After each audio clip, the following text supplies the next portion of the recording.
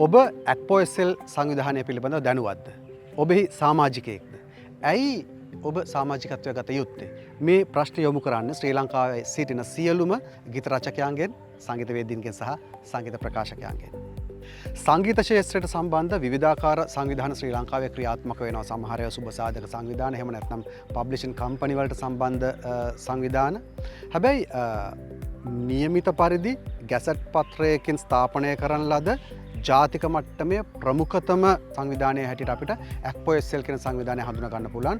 ඒ කියන්නේ ශ්‍රී ලංකාවේ සංගීත නිර්මාතෘවරුන්ගේ සහ ප්‍රකාශකයන්ගේ සංගමය.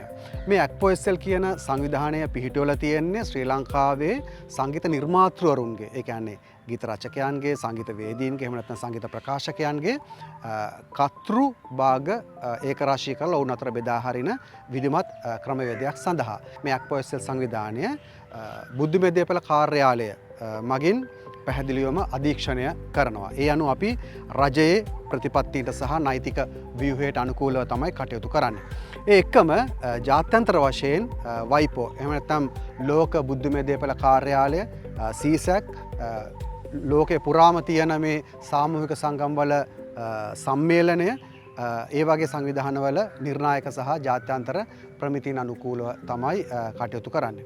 ඉතින් මම හිතනවා ශ්‍රී ලංකාවේ සෑම සියලු නිර්මාණකරුවෙක්ම, සංගීත ක්ෂේත්‍රය හා සම්බන්ධ ගීත රචකයෝ, සංගීතඥයෝ, සංගීත ප්‍රකාශකයෝ මේ සංවිධානයේ සමාජිකත්වය අරගෙන තියෙන ඉතාමත් වැදගත් වෙනවා.